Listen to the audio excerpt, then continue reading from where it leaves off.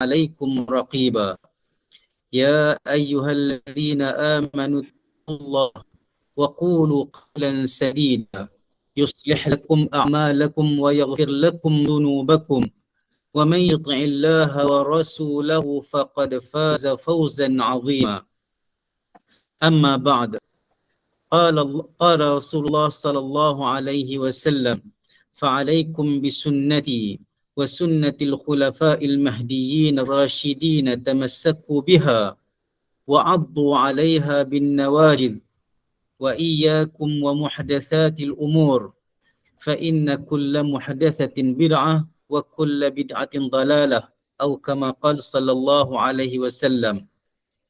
Amma ba'd. Alhamdulillah, kita bersyukur kepada Allah SWT dalam kesempatan yang hampir lewat malam ini kita cuba untuk mentelaah dan meneliti beberapa riwayat dan beberapa mutiara yang telah dikumpulkan oleh para ulama, yang secara khususnya dikumpulkan oleh Imam Az-Zahabi di dalam kitabnya Al-Kabair, iaitu dosa-dosa besar, yang mana kita dah belajar dah masuk ke dalam dosa besar yang kedua, tetapi masih lagi berkisar dalam beberapa paksi hadis yang diberikan, diajarkan oleh Nabi sallallahu alaihi wasallam. Hari ini kita masuk kepada hadis yang seterusnya yang diriwayatkan oleh Ibnu Amr daripada Nabi sallallahu alaihi wasallam, daripada Ibnu Amr, bukan Ibnu Amr, Ibnu Umar. Kalau tengok dekat kitab cetakan itu sebab bila kita baca buku ni dan saya menggunakan kitab yang asal ni, kita sebenarnya bukan nak mengkritik ataupun nak apa. Kita selalu cakap kita berterima kasih kepada lujnah penterjemah, pentashih dan orang-orang yang bertungkus lumus memudahkan carakan daripada bahasa Arab kepada bahasa Melayu, yang memudahkan kita orang awam ni, orang ajam ni untuk memahami bahasa Arab. Dan dalam senggang itu kita mendapati sebersedikitlah perlu kepada sedikit pembetulan. Mungkin di antaranya ini kita jumpa diriwayatkan, kalau tengok dekat muka surat 30, betul lah. Kalau tengok dekat kitab ni, siapa-siapa yang ada kitab ni, dekat muka surat 30 cetakan yang terbaru tu, dekat muka surat 30 tu dia kata diriwayatkan daripada Ibnu Amr. Betul tak? Jadi sebenarnya kalau tengok daripada teks asal, dia bukan daripada Ibnu Amr, dia daripada Ibnu Umar. Sebab kalau belajar bahasa Arab, tulisan Ain Mim Ra dibaca Umar. Yang dibaca dengan Amr adalah Ain Mim Ra Waw. Itu daripada Amr. Amr bin Al-As ditulis dengan Ain Mim Ra Waw. Tapi kalau Ain Mim Ra, sama-sama boleh tengok dekat sini, dia adalah daripada Ibnu Umar. Bacaan dia daripada Ibnu Umar. Boleh nampak wa an Ibnu Umar, daripada Nabi sallallahu alaihi wasallam. Nabi kata, man qatala mu'ahadan lam yurah raihatal jannah, ataupun lam yarih raihatal jannah wa inna rihaha yujadu min masirati 40 aman, atau kama qala sallallahu alaihi wasallam. Dikeluarkan ataupun diriwayatkan oleh Imam Al-Bukhari dan juga Imam Nasa'i dalam sunannya. Apa Nabi sebut?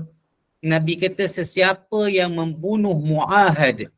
Mu'ahad ini adalah orang kafir. Adalah orang kafir. Sama ada dia kafir dengan sebab dia syirik ataupun dia kafir dengan sebab dia tak percaya kepada Tuhan. Kedua-duanya adalah kufur. Kedua-duanya termasuk dalam kalangan orang-orang kafir. Siapa-siapa yang bunuh mu'ahadan, yang membunuh orang kafir, mu'ahad, ataupun kita boleh juga kata kafir zimmi. Kalau mengikut tafsirannya dia kata wa huwa may yadkhulu ila daril islam bi amanin. Okey, siapa-siapa di kalangan orang kafir yang masuk ke dalam negara Islam dalam keadaan aman. Dia tak buat kacau bilau, dia tak buat fitnah, dia tak buat gangguan. Jadi dia masuk bukan datang dalam bentuk peperangan, orang masuk menceroboh negara Islam, tak.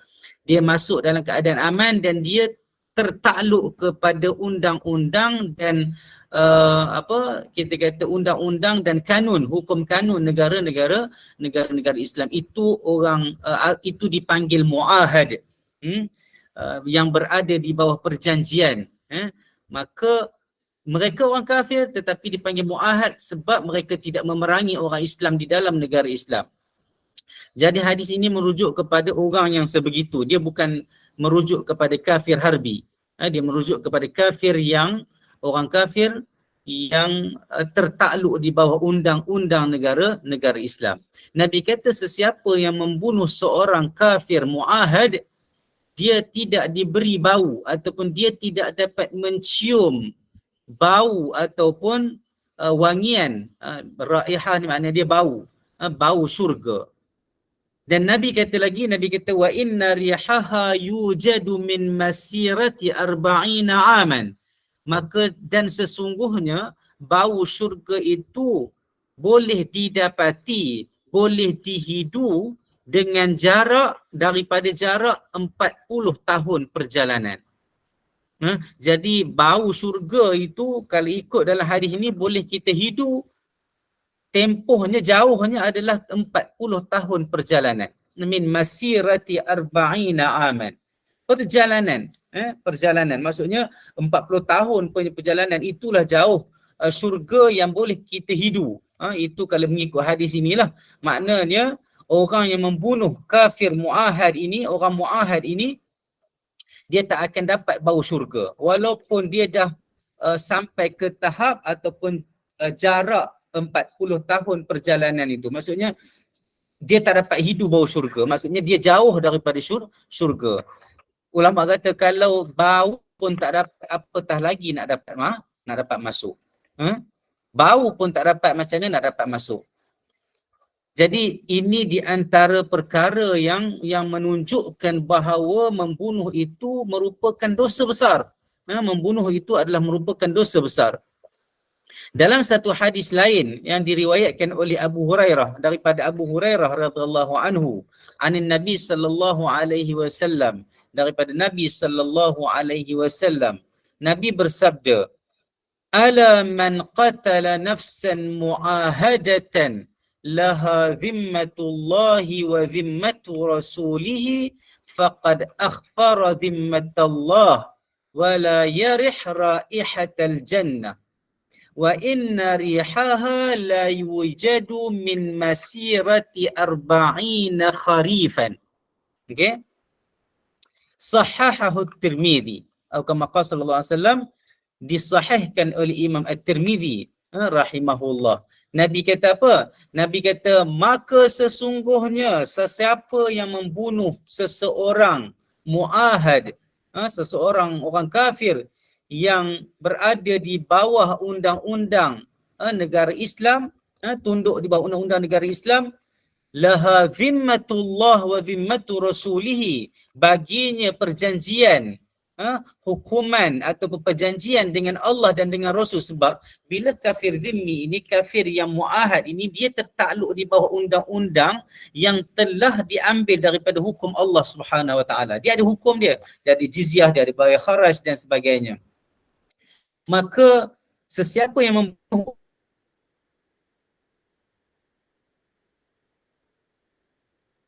orang yang begini, orang kafir zimmi ini, orang kafir muahad ini, zimmat Allah, maka dia telah menceroboh, dia telah melanggar perjanjian Allah Subhanahu Wa Taala, dan dia tidak dapat menghidu bau syurga, dan maka sesungguhnya bau syurga itu didapati daripada jarak 40 tahun. Kharif ini makna dia bukan tahun, makna dia dari segi bahasa dia adalah musim bunga, musim luruh, musim luruh. Okey, dalam dekat negara Arab ataupun sebahagian dekat negara Eropah dan sebahagian negara Arab, dekat Mekah pun ada juga 4 musim. Okey, dia ada 4 musim lah. Dia ada musim bunga, musim sejuk, musim luruh, musim panas.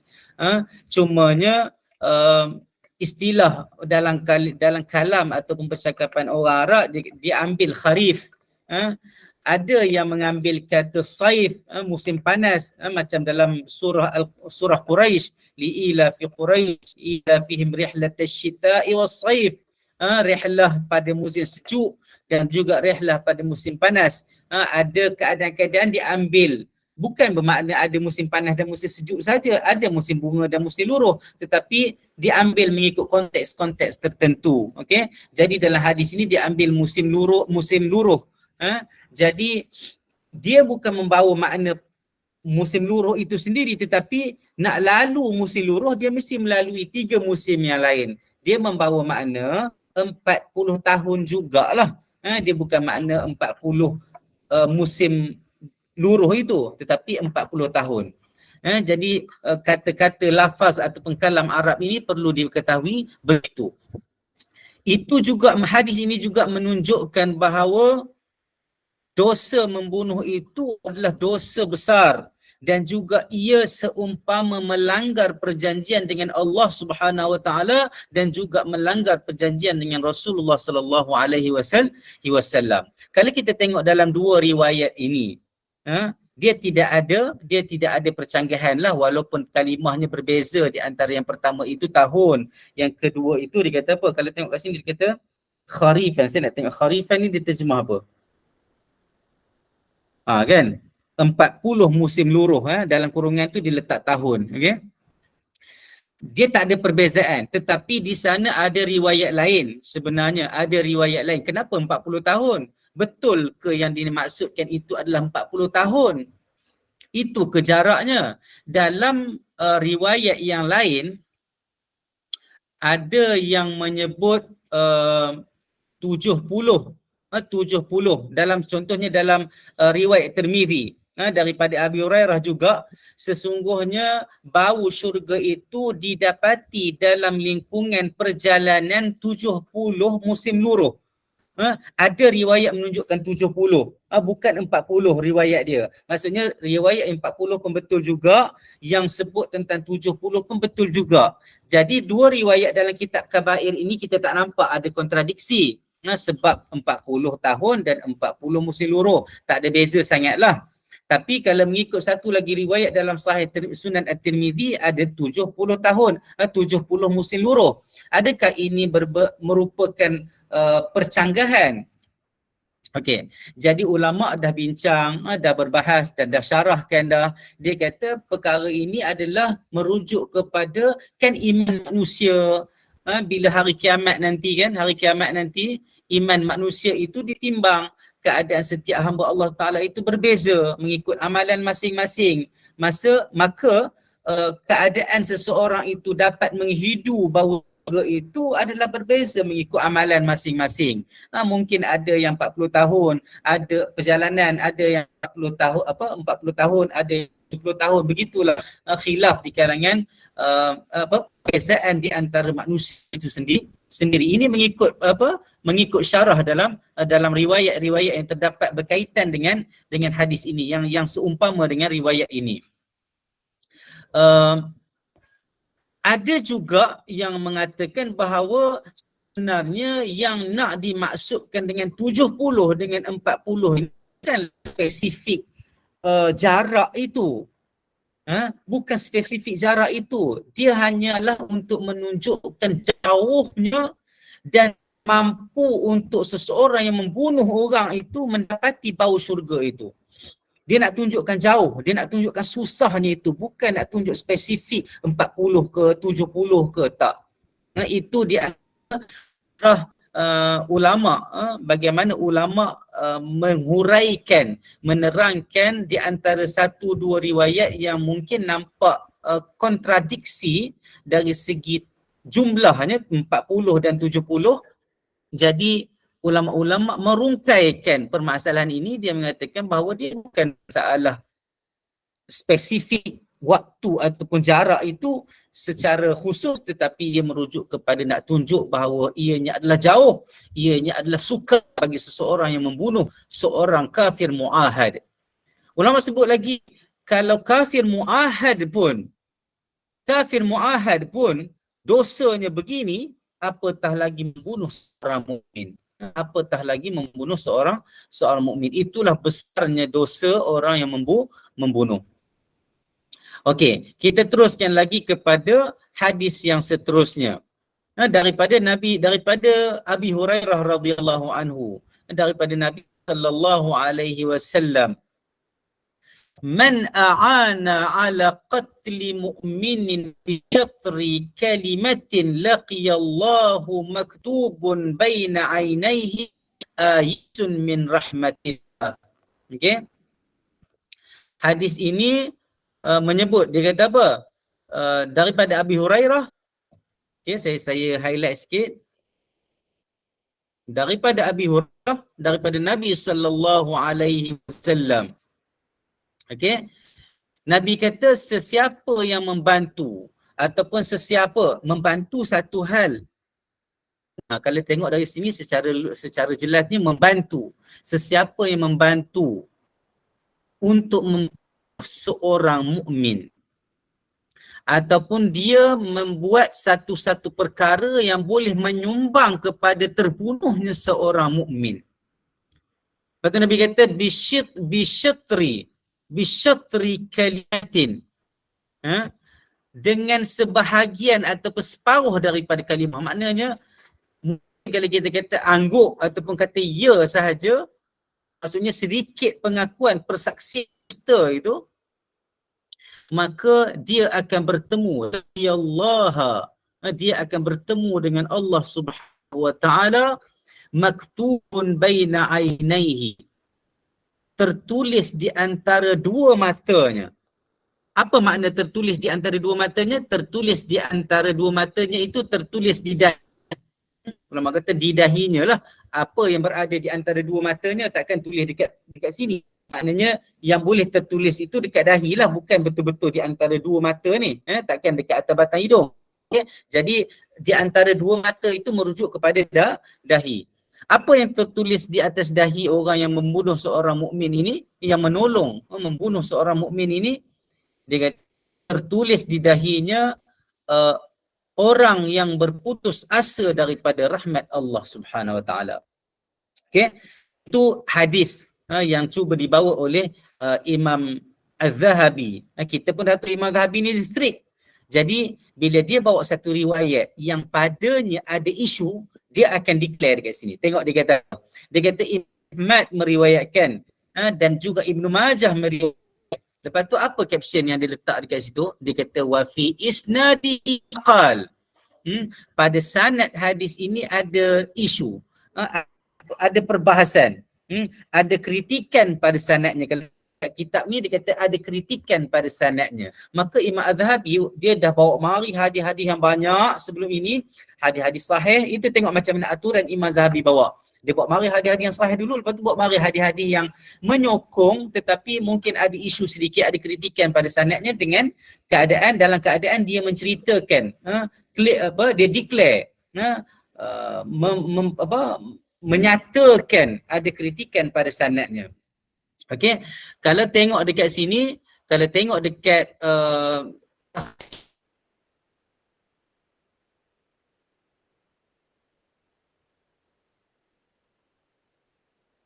ini dia kata Muhyiddin Mistu dia kata aku tak jumpa benda ni dalam kitab Imam Majah ada, dalam kitab Imam Majah ada, dan ada riwayat-riwayat lain yang mungkin seumpama dengannya yang mungkin sampai kepada tahap hadis maudhu'.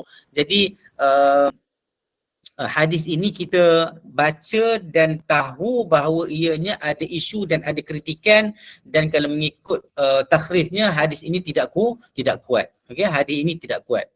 Jadi kalau ada orang buat mari hadis ini, siapa yang membantu dalam pembunuhan, maka dekat dahi dia nanti jumpa Allah Taala, dia tulis dahinya orang yang berputus asa rahmat Allah Taala, maka kita ketahui bahawa hadis itu riwayatnya tidak kuat. Okey. Lepas tu kita tanya lagi daripada Muawiyah bin Abi Sufyan. Daripada Muawiyah bin Abi Sufyan, wa an Muawiyah sami'tu Rasulullah sallallahu alaihi wasallam yaqul, aku mendengar Rasulullah sallallahu alaihi wasallam. Nabi kata apa?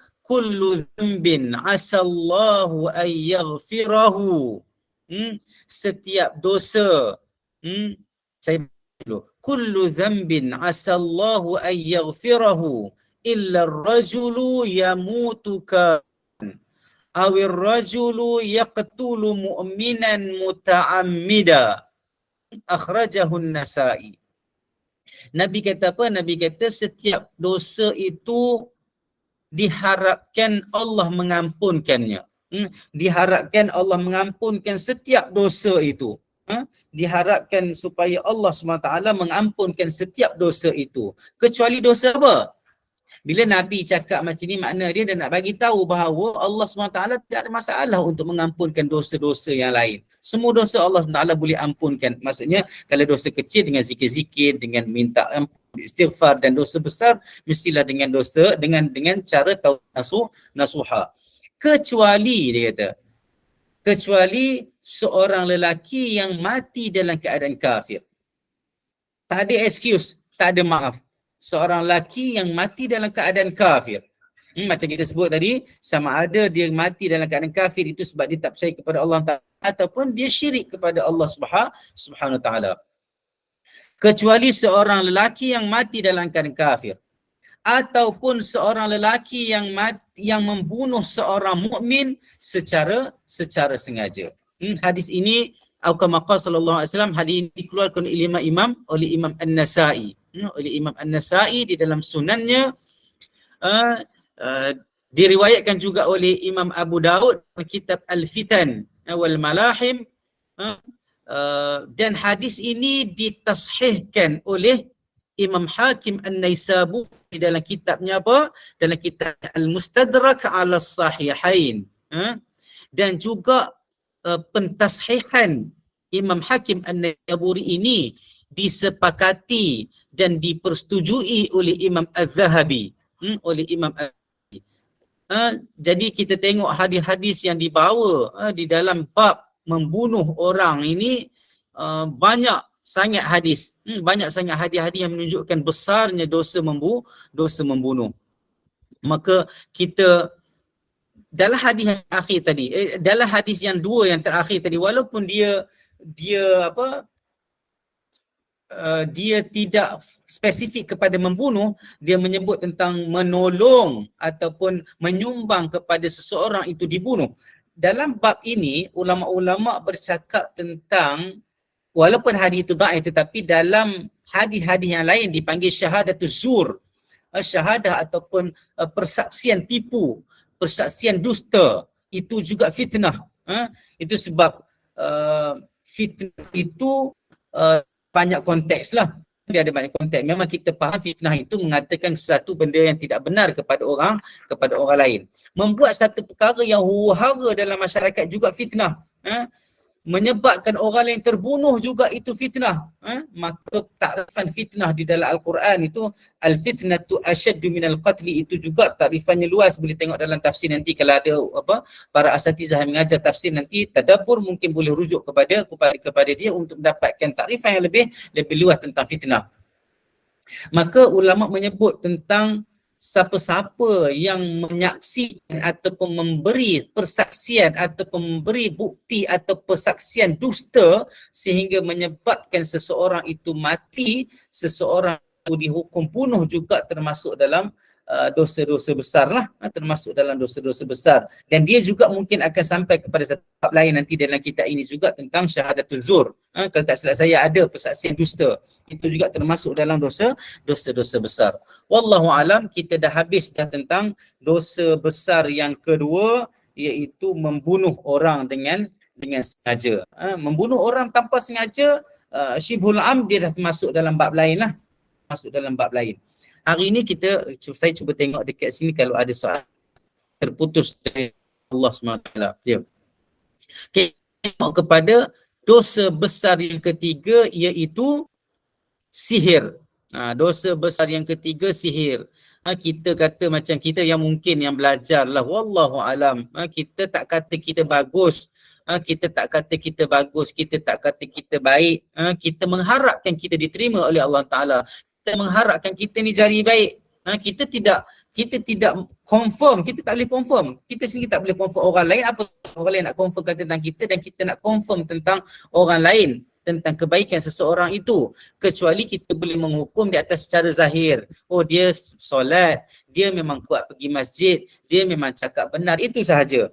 Tetapi hakikat seseorang itu hanya Allah SWT yang tahu. Jadi bila kita cakap tentang sihir, kita kata bagi kita, mungkinlah kita yang duk belajar ni, semoga kita melihat sihir itu satu benda yang macam takkanlah kita nak sampai hati dan tergamak nak buat benda-benda ni, tetapi ianya berlaku di dalam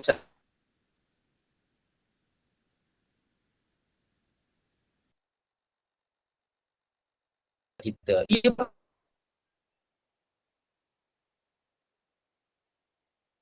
berlaku.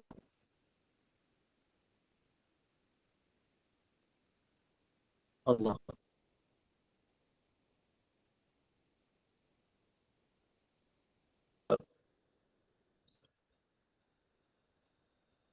Lain saya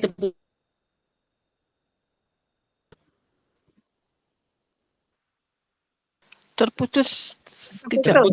Sekejap ke lama? Sekejap je. Sekejap je ya, kejap. Saya sebut tentang sihir dekat tadi, dah masuk ke? Ya, dah masuk dah. Okay, dah masuk tak apa. Tak adalah ni sangat, maksudnya saya banyak huraian tentang sihir itulah. Maksudnya kita ni kalau tengok tentang sihir, kita rasa macam takkanlah kita nak buat lah. Tapi benda tu wujud dalam masyarakat kita. Kadang-kadang kita nampak benda tu kecil tapi ia termasuk dalam sihir. Sihir lebih kepada berkawan dengan syaitan, mengakui dan mengikut telunjuk syaitan, memohon pertolongan daripada syaitan. Sebab sihir ni bukan orang yang buat. Orang itu perantaraan juga. Syaitan juga perantaraan juga, dan keseluruhan proses ini adalah syirik kepada Allah Subhanahu Wa Taala. Kadang-kadang orang tak nampak benda ni, tapi ia adalah syirik kepada Allah Subhanahu Wa Taala. Sama ada ia mungkin termasuk dalam syirik khafi. Mungkin orang nampak macam benda tu tak jelas secara syirik. Contohnya pergi tanya sahaja. Pergi tanya kahin, orang tilik nasib dan sebagainya, itu pun dah termasuk dalam perkara yang besar dosanya. Apatah lagi kita pergi kepada seseorang bomoh yang kita tahu dia mengamalkan sihir, kita minta tolong daripada dia untuk membuat satu perkara yang tidak baik. Maka sihir ini adalah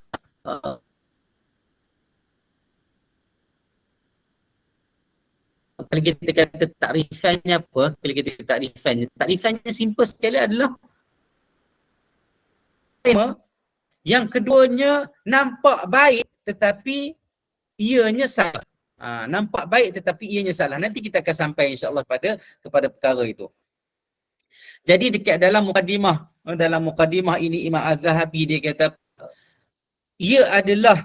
hal ini adalah disebabkan sihir itu sudah tentu menjadi kufur. Sihir itu telah menjadi kufur. Melakukan sihir itu menyebabkan seseorang itu menjadi kufur. Maksudnya dekat sini kufur dengan sebab syirik. Okey, kufur dengan sebab syirik. Dia bukan tak percaya kepada Allah Taala, tetapi dia percaya tak penuh. Ataupun dia menyengutukan Allah SWT, ataupun memohon pertolongan selain daripada Allah Subhanahu wa Ta'ala. Okey, Allah SWT sebut dalam Al-Quran. Allah SWT berfirman di dalam Al-Quran, Allah kata apa? Walakinnash shayatina kafaru yu'allimuna an-nasa as-sihra.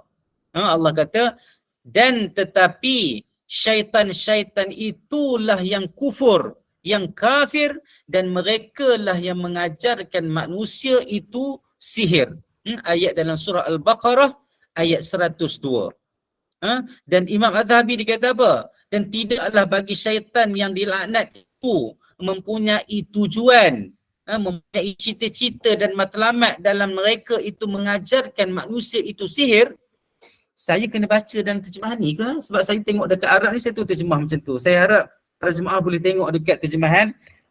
Sambil tu dengar apa yang saya sebut tu, saya rasa tak lari dah kot insya-Allah. Okey. Dan tidaklah bagi syaitan itu mempunyai matlamat dan tujuan dalam proses, dalam usaha mereka mengajarkan manusia itu sihir, kecuali untuk membawa manusia itu menjadi syirik. Kecuali untuk menjadikan manusia itu syirik dan menyekutukan Allah Subhanahu wa taala dengan cara sihir tadi. Dengan cara sihir tadi. Dan kita tengok apa yang Allah sebut. Allah Subhanahu taala sebut tentang Harut wa Marut.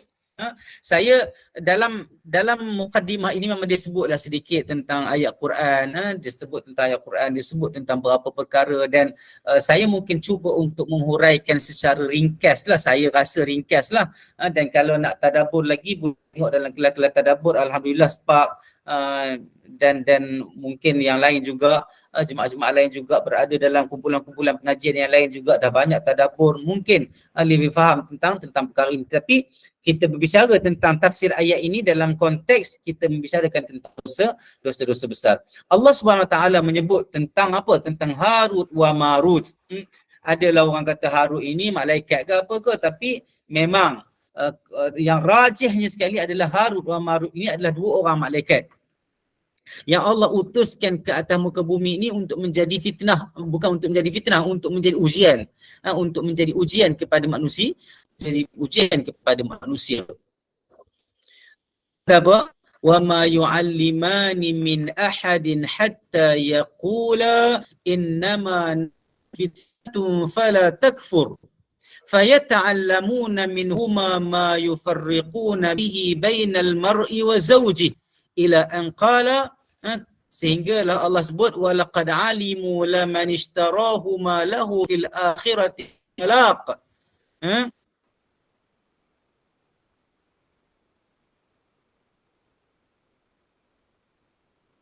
Dan sebenarnya ayat ini adalah ayat yang penuh dalam surah Al-Baqarah, ayat apa? Ayat 102. Sorry Ustaz, masih lagi terputus-putus.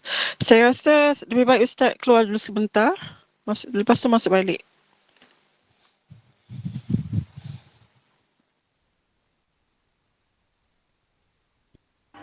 Line Ustaz sangkut-sangkut. Kadang ada, kadang tak ada kan? Ya, betul. Harap Ustaz dengar.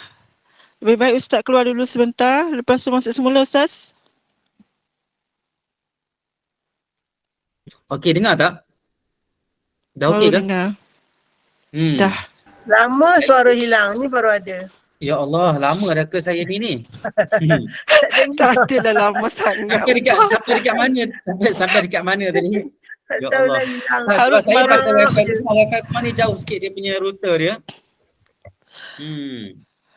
Okey.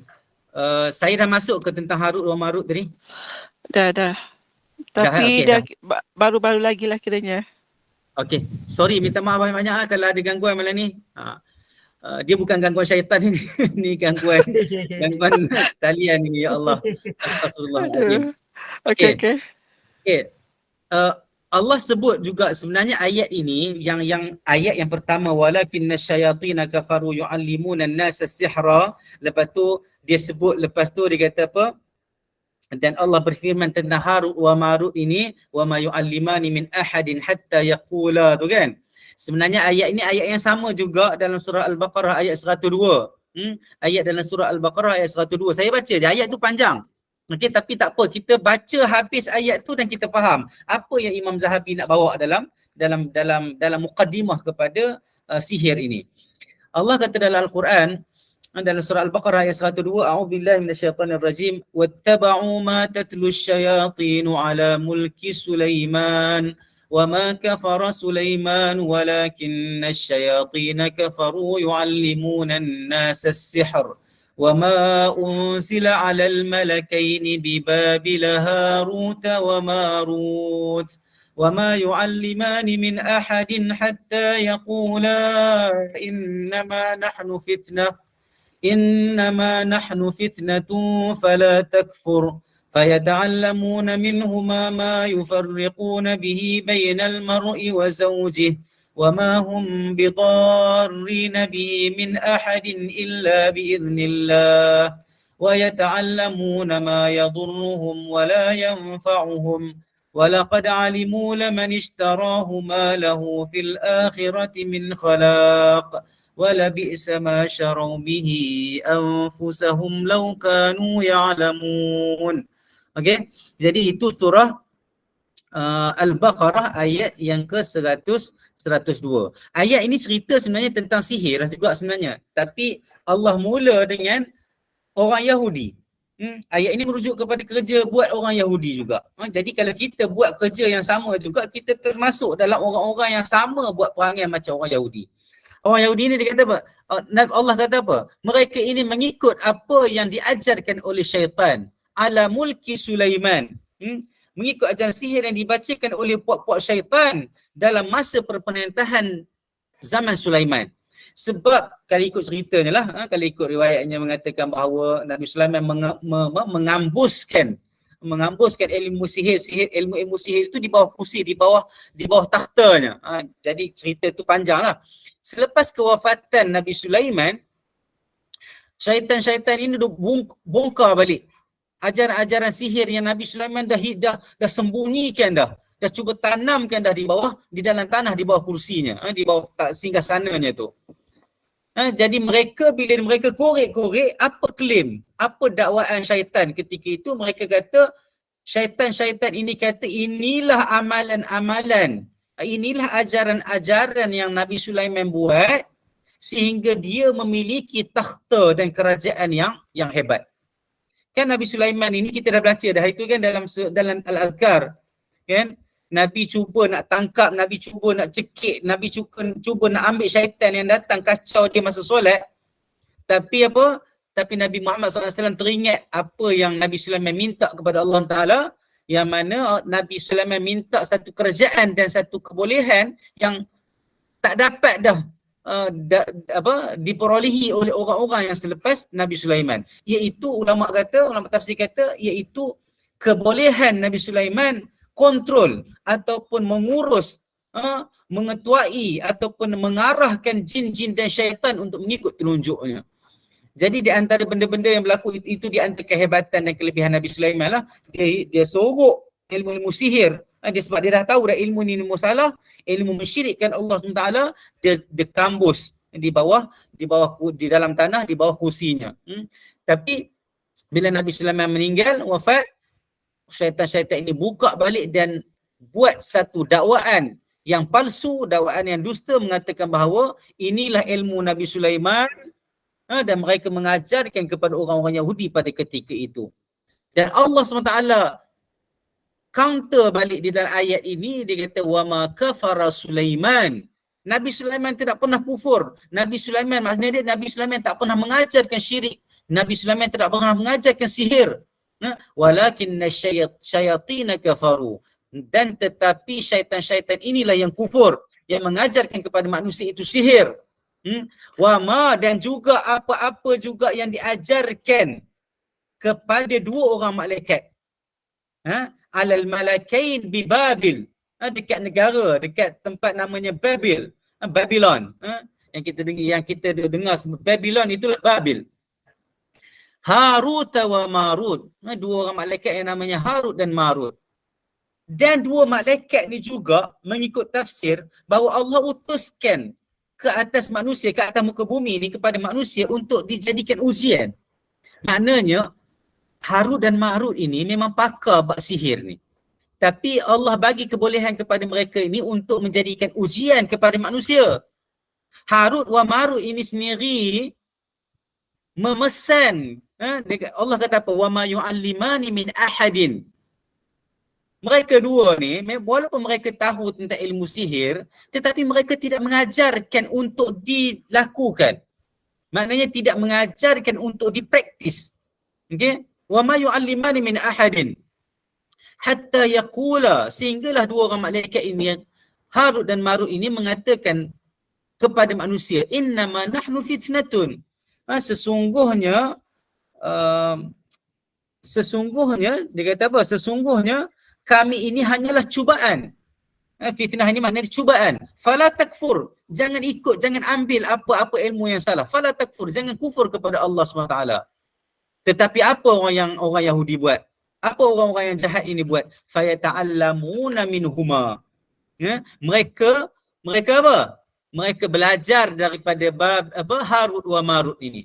Mereka belajar daripada Harut wa Marut ini apa dia? Fayata'allamuna minhuma ma yufarriquna bihi bainal mar'i wa zawji. Mereka belajar daripada Harut wa Marut ini ilmu sihir yang boleh menceraikan, memisahkan di antara seorang lelaki dan seorang perempuan. Maksudnya seorang suami dan seorang isteri. Okey? Lepas tu apa lagi Allah kata dalam Quran? Apa lagi Allah kata dalam Quran? Wa ma hum bidarrina min ahadin. Padahal mereka tidak dapat sama sekali memberi mudarat. Kecuali dengan izin kepada siapa pun kecuali dengan izin Allah Subhanahu wa taala. Wa yata'allamuna ma yadurruhum. Allah bagi tahu lagi siapa-siapa yang belajar sihir ini sesungguhnya mereka belajar apa yang memberi mudarat kepada diri mereka sendiri. Wala yanfa'uhum, dan juga tidak memberi apa-apa manfaat kepada mereka. Okey, walaqad alimu laman ishtarahu ma lahu fil akhirati min khalaq. Okey, maka mereka mempelajari benda yang membahayakan diri mereka. Lepas tu, dan demi sesungguhnya mereka telah mengetahui sesiapa yang melihat ilmu sihir itu tidaklah dapat membahagiakan, tidak mendapat bahagian yang baik di hari akhirat. Mereka tak dapat apa-apa di hari akhirat dalam bentuk yang baik. Wala bi'sa ma syarau bihi anfusahum. Maka amat teruklah apa yang mereka jual beli ataupun apa yang mereka buat tukar ganti tentang diri mereka, laukanu ya'lamun. Kalaulah mereka itu mengetahui. Dan inilah sebenarnya ayat penuh lah. Ini ayat penuh yang Imam Az-Zahabi dia buat mari mula-mula sekali dia kata walakinna syayatin kafaru yu'allimuna an-nas as-sihr. Yu'allimuna an-nas as-sihr. Dia nak bawa mari dulu tentang perkataan sihir itu. Di bawah itu barulah dia bagi tahu kronologi penuh di dalam ayat yang kita baca tadi, ayat surah Al-Baqarah ayat 102 tadi. Okey. Jadi kalau kita tengok dekat sini, lepas tu Imam Az-Zahabi dia kata apa? Fatara khalqan kathiran min ad-dalal. Maka kamu akan tengok, kamu akan lihat. Kamu tu siapa? Kita lah. Imam Az-Zahabi dia kata kat kita lah, kita yang baca kitab dia ni. Fatara khalqan kathira. Kamu akan tengok khalqan, manusia yang ramai min ad-dalal, yang belajar tentang kesesatan, yang memilih jalan kesesatan. Yadkhuluna fi sihr. Mereka masuk ke dalam sihir. Mereka buat sihir, mereka terlibat tentang sihir, mereka minta bantuan daripada bomoh ataupun orang yang menjadi bomoh. Wa yadhunnuna annahu haramun faqat, dan mereka menyangka hanya benda itu hanya haram sahaja. Wa ma yash'uruna annahu al-kufr, dan mereka tidak merasakan bahawa perkara itu kufur. Kan ramai orang buat benda satu-satu benda kadang-kadang dia rasa benda ni dosa je, tapi tidak sedar bahawa benda itu boleh membawa kepada perkara syirik. Benda ni okeylah. Sebenarnya kalau seseorang itu buat satu-satu dosa dalam keadaan dia merasakan benda itu okey, itulah yang boleh membawa dia kepada kufur. Jangan hati-hati tentang satu-satu dosa sama ada kecil ataupun lebih-lebih lagi dosa besar. Okey, kalau seorang itu melakukan ataupun kita kata tergelincir daripada dalam membuat dosa itu dalam keadaan dia mengatakan bahawa ianya adalah boleh dibuat, maka itulah satu perkara yang boleh membawa kepada kesyirikan dan kekufuran. Semoga Allah mengampunkan kita semua. Mungkin kita tak tahu dalam cakap-cakap kita, mungkin kita terlepas cakap, terlepas tulis dan sebagainya, maka moga Allah SWT menerima taubat kita, menerima dan memberi keampunan kepada kita. Imam Az-Zahabi kata apa? Ramai orang masuk ke dalam sihir ini, terlibat dengan sihir ini. Mereka hanya menyangka benda itu haram saja, tetapi mereka tidak merasakan bahawa perkara itu adalah kufur. Fayadkhuluna fi ta'allumi saymiyya. Saymiyya dia kata simiyya. Ini perkataan ini orang belajar bahasa Arab pun jarang jumpa. Orang belajar bahasa Arab pun jarang jumpa. Dia satu dia kata fayadkhuluna fi ta'allumi simiyya wa amaliha, dan mereka masuk atau mereka terlibat dalam nak mempelajari perkara yang namanya simiyya. Simiyya ini adalah satu satu takrif, satu perkataan yang merujuk kepada sihir jugalah. Satu ilmu yang secara asas dia, secara ringkasnya simia maknanya dia sihir. Makna dia sihir. Tapi sihir yang bagaimana? Dalam beberapa kamus, kalau tengok dekat sini adalah huraian dia sikit dalam kamus Al-Ma'ani dia kata hasil daripada proses simia ini adalah seseorang itu berjaya, maksudnya dengan izin Allah Ta'ala, berjaya melahirkan ataupun mewujudkan satu situasi khayalan ataupun ketakutan ataupun satu benda yang mungkin pada, contohnya dia buat buat sihir kepada B dengan simia ini. Okey.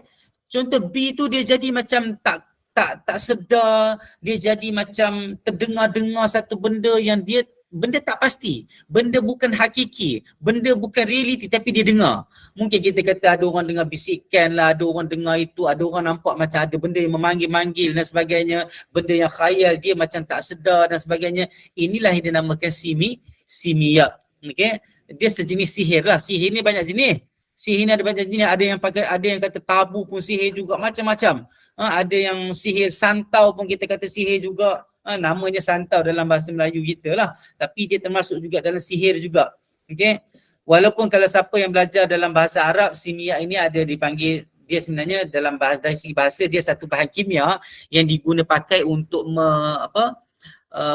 mengikis ataupun menyuling. Contohnya emas, kalau emas itu bahan mentah emas itu kan bercampur dengan macam-macam galian lain sehingga kita dapat emas. Itu jadi alat atau bahan untuk menghasilkan emas itu sahaja, itu dipanggil simia juga, bahan kimia. Tapi dekat sini kita merujuk kepada simia, salah satu cabang daripada ilmu sihir. Salah satu cabang daripada ilmu sihir. Kalau tengok dekat sini saya baca juga tadi, tengok dia kata simia itu adalah ilmu yang menguasai kekhayalan manusia lalu mewujudkan tayangan yang sebenarnya tidak wujud secara hakiki. Jadi orang-orang yang terkena sihir yang macam ni, itu sebab kadang-kadang bila kita tengok orang yang kena gangguan, dia cerita macam-macam. Kadang-kadang dia kata ada nampak orang mari kacau dia lah, ada orang lalu tengok dia, ada orang macam ni. Benda tu termasuk dalam kategori simia ini. Kesian sebenarnya, kadang-kadang kita tak boleh nak faham bagaimana dia hadapi. Tetapi orang-orang yang menghadapi kena sihir dan sebagainya ni, dia cerita kadang-kadang dekat kita tu, kita nak kena hadam. Itu sebab kadang-kadang bila kawan-kawan cerita dekat kita kena dengar dulu. Saya pun kadang-kadang banyak juga ditegur. Kadang-kadang sebab kadang-kadang cepat sangat nak membangkang, kata mana ada, tak ada. Sebenarnya dengar dulu, tengok. Dengar tidak semestinya melayan. Dengar bukan semestinya melayan, tetapi kita dengar supaya kita dapat faham apa yang dia nak sampaikan. Bagaimana sebenarnya, bagaimana teruknya dia hadapi keadaan itu. Okey. Maka simia ini itu di antara cabang-cabang ilmu sihir. Wahia mahdus sihr, dan dia adalah sihir. Dia adalah sebenarnya sihir. Wa fi aqdil mar'i an zawjatihi wa huwa sihr, dalam keadaan akad ataupun memisahkan suami dan isteri itu juga sihir. Cuba tengok apa lagi yang Imam Zahabi kata. Apa Imam Zahabi kata lagi? Dia kata apa? Yang ujung saya tak tahu, dekat sini dekat perenggan ni dia kata serta ilmu yang menimbulkan kasih sayang. Tengok. Serta ilmu yang menimbulkan kasih sayang. Dia kata wa fi mahabbati zawj limra'atihi wa fi bughdhiha wa bughdhihi. Ilmu yang kita kata ilmu pengasih tu. Kadang-kadang orang kata ilmu pengasih lambat kahwin. Kadang-kadang kita macam tu Kita tengok kadang-kadang orang simia ini bentuknya adalah menciptakan gambaran-gambaran ilusi. Okey, betul. Okey. Jadi kita tengok keadaan realiti manusia, realiti masyarakat.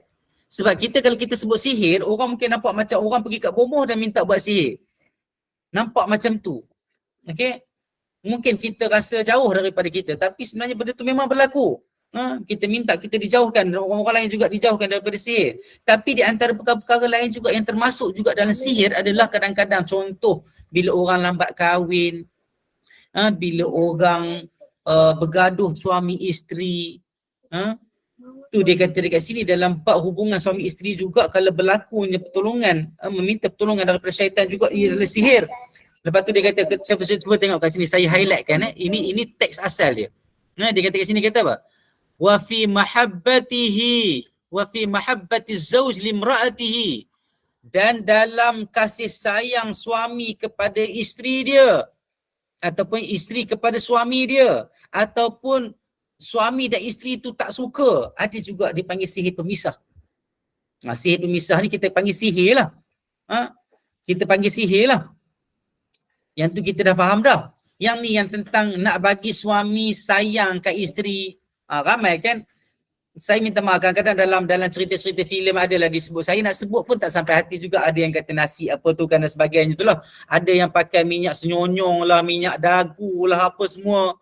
Kan? Itu ayat-ayat dan ilmu-ilmu pengasih yang tidak betul, yang syirik kepada Allah Ta'ala. Menggunakan jampi-jampi. Tu dia kata kat sini, wa ashbahu dhalika bi kalimatin majhulah. Dan seumpama dengannya dengan menggunakan kalimah-kalimah yang tidak diketahui. Kalimah-kalimah jampi-jampi yang tidak diketahui. Aktsaruha syirkun wa dalal. Sebahagian besarnya, majoritinya adalah syirik dan sesat. Itu sebab ada orang tanya, kalau saya sebut macam ni, mungkin ada juga yang tanya, habis tu ustaz, kalau kita dah gaduh suami isteri macam mana nak buat? Kita ada doa. Kita doa banyak-banyak. Semayang hajat, Nabi dah ajar macam-macam kan? Kalau ada hajat kat kita, ambil semayang, wuduk, solat, minta daripada Allah SWT. Tak ada ilmu yang khusus. Kalau ada ilmu ni, harus, maka lakulah ilmu ni. Kita jual kat farmasi pun tak apa. Kan jual kat farmasi, minyak dagu ni jual kat farmasi. Kan? Tapi benda tu tidak boleh dibuat. Secara akidahnya tidak boleh. Syirik kepada Allah SWT.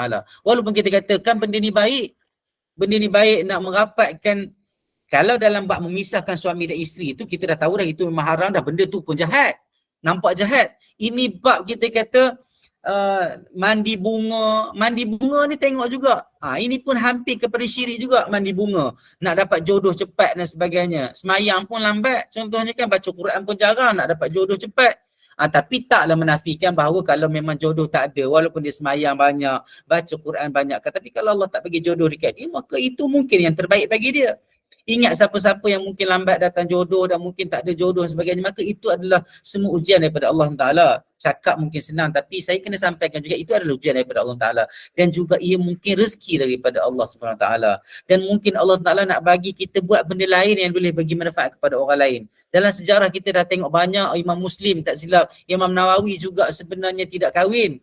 Tetapi apa yang dia buat dalam kehidupan dia, maka ujian-ujian itu bila kita dengar orang motivasi, kita kata konstruktif punya keadaan. Kita nak jadikan semua benda itu konstruktif. Kita nak jadikan semua benda itu membina. Maka kita minta Allah Ta'ala bagi kita kekuatan lah. Okey, balik kepada tadi tu, yang memisahkan suami isteri kita nampak jahat. Guna sihir memang jahat. Dah lah nampaknya jahat. Menggunakan sihir pula. Okey. Yang nak membaikkan di antara suami isteri pula. Contohnya isteri nak suruh suami dengar cakap dia, ataupun suami nak suruh isteri dia dengar cakap dia je. Senang nak pergi mancing, senang nak pergi bersukan, senang nak pergi melepak dengan kawan. Contohnya ilmu tundukkan suami, ilmu tundukkan isteri contohnya. Dengan keadaan dia menggunakan perkataan-perkataan ataupun jampi-jampi ataupun alat-alat ataupun bahan-bahan yang dimasukkan dalam makanan dan sebagainya dengan tujuan yang nampak baik.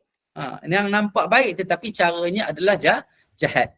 Caranya salah, caranya syirik, caranya kufur.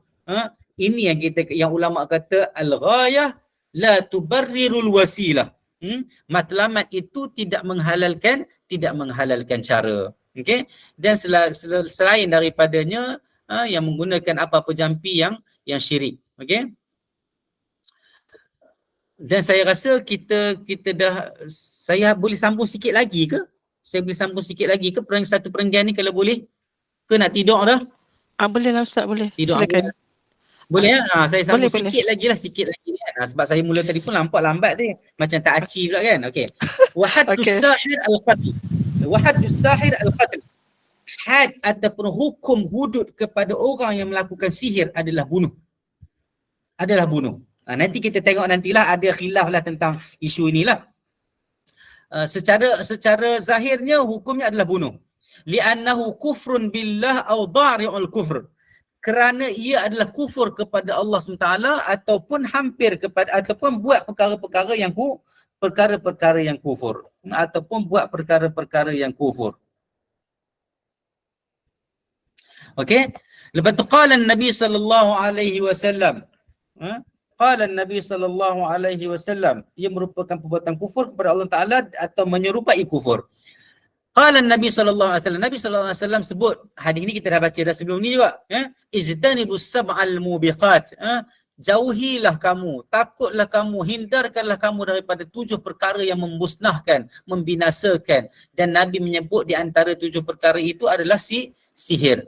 Falyattaqil 'abd, maka setiap manusia itu, setiap hamba Allah SWT itu hendaklah dia takut kepada Allah SWT dan tidak masuk ataupun tidak terlibat kepada perkara yang memberikan kerugian pada diri dia dan kehidupan dia dekat dunia dan dekat akhirat. Wa yurwa anin Nabi sallallahu alaihi wasallam, diriwayatkan juga daripada Nabi sallallahu alaihi wasallam bahawa Nabi kata haddus sahiru darbatun bisayf atau kama qala sallallahu alaihi wasallam. Dan diriwayatkan juga daripada Nabi sallallahu alaihi wasallam. Tengok Imam Az-Zahabi dengan bila datang kepada hadis-hadis yang kadang-kadang dia tak confirm, tapi hadis tu dia riwayatkan tapi dia tak confirm. Ada mungkin ada sedikit kritikan pada hadis itu, dia buat mari dengan wa yurwa. Yurwa ini kalau tengok dalam ilmu hadis dia panggil siratu tadhaif, sirah yang menunjukkan bahawa ada sedikit lemah lah, mungkin ada isu sedikit. Okey, dia kata wa yurwa, diriwayatkan daripada Nabi sallallahu alaihi wasallam bahawa Nabi kata hukum hudud ataupun hukuman kepada orang yang melakukan sihir adalah dipukul ataupun dipancung dengan pedang. Maka kalau kita tengok hadis ini menunjukkan itu satu hukuman mati. Hukuman yang bila melibatkan darah, bila melibatkan mati, maka ulama ijma' bahawa dia adalah dosa besar. Tetapi cuba tengok Imam Zahabi dia kata apa? Wasahih annahu min qawli Jundub. Sebenarnya dia kata bukan datang daripada Nabi. Kata-kata ini bukan kata-kata Nabi sallallahu alaihi wasallam secara direct, tetapi ia adalah kata-kata Jundub. Jundub ini adalah sahabi, seorang sahabat. Kata-kata ini disandarkan kepada Jundub sebenarnya. Jadi dia mengambil kategori hadis mauquf. Kategori hadis mauquf maksudnya hadis mauquf ini hadis yang terhenti pada sahabat. Jadi ulama-ulama semua sepakat bahawa hadis ini boleh dijadikan hujah sebab sahabat bila mengatakan sesuatu benda dalam konteks hukuman mati dan sebagainya, para sahabat tidak ijtihad sendiri. Para sahabat mengambil daripada Nabi sallallahu alaihi wasallam tetapi menggunakan perkataan dia sendiri. Jadi para sahabat ini mengatakan dalam konteks satu perkara yang tidak boleh dimain-main. Perkara yang berkaitan dengan mati. Perkara yang pertama berkaitan dengan hukum sahir, hukum orang yang memang kufur, syirik.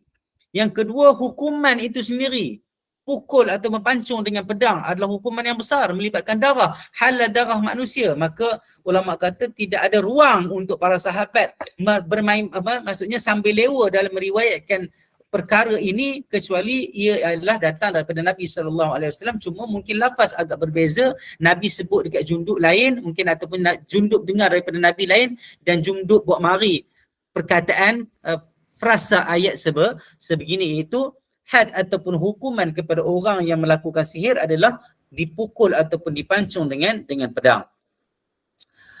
Wa qala Bujalah bin Abadah atana kitab, dan berkatalah Bujalah bin Abadah, dia kata telah datang tulisan ataupun arahan daripada Umar radhiyallahu anhu sebelum kematian, sebelum kewafatan Umar setahun. Maksudnya masa tu Umar ada lagi lah. Sebab masa zaman Umar berlaku perluasan di wilayah Islam. Maka biasa je Umar hantarkan utusan, hantarkan risalah, hantarkan wasiat, hantarkan arahan. Maka Bujalah bin Abadah ini, Bujalah bin Abadah ini dia kata apa?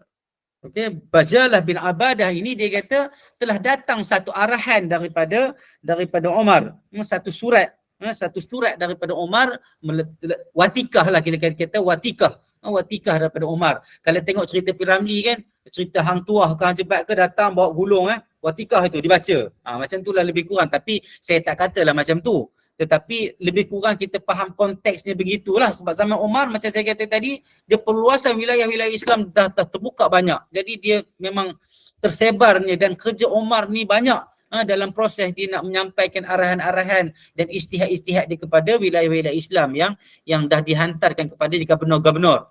Okey. Bujalah bin Abadah dia kata telah datang surat ataupun arahan daripada Umar Al-Khattab setahun sebelum kewafatan Umar, an yaqtulu kulla sahirin wa sahiratin, supaya kamu semua membunuh. Maka bunuhlah, dia kata, uqtulu, bunuhlah setiap orang yang melakukan sihir, sama ada lelaki ataupun perempuan. Okey. Maka ini riwayat-riwayat yang datang yang menunjukkan bahawa besarnya dosa sihir ini. Hadis yang tadi itu yang dari Bujalah bin Abadah ini juga terdapat di dalam riwayat Imam Ahmad, di dalam Musnad Ahmad Ibn Hanbal. Maka kita tengok dekat sini, dan banyak lagi sebenarnya hadis-hadis yang menceritakan tentang sihir. Kita akan baca nanti insya-Allah. Ada 1-2 lagi yang kita akan baca lagi insya-Allah. Kalau tengok kat sini dia ada dalam 2 muka lebih sikit. Insya-Allah dalam sesi yang akan datang insya-Allah, maka kita harap kita jauh daripada perbuatan sihir. Kita harap kita kuat untuk menegur orang-orang yang melakukan sihir, yang terlibat dengan sihir.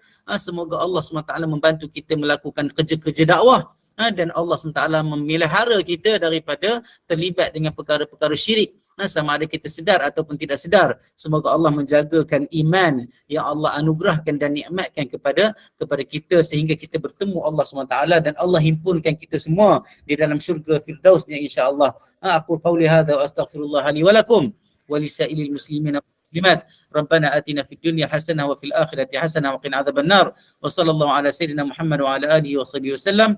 Subhana rabbika rabbil izzati amma yasifun. Wassalamun alal mursalin walhamdulillahi rabbil alamin. Saya tengok soalan ni kejap bagi pendapat Ustaz kalau pernah berkata yang lambat kahwin kamu kena mandi bunga.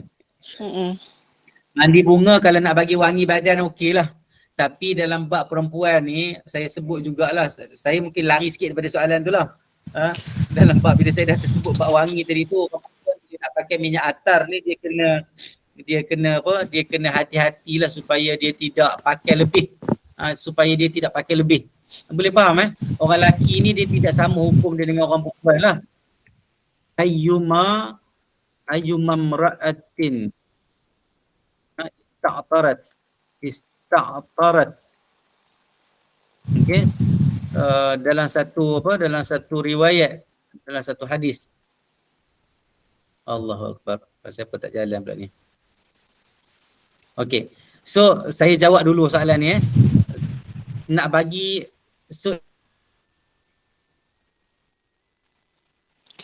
Suara Ustaz terputus lagi.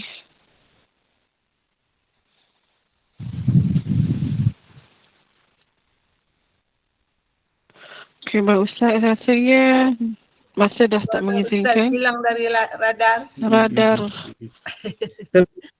terputus lagi. Ya Allah, tuan aku dapat hilang dari bermakna. lagi.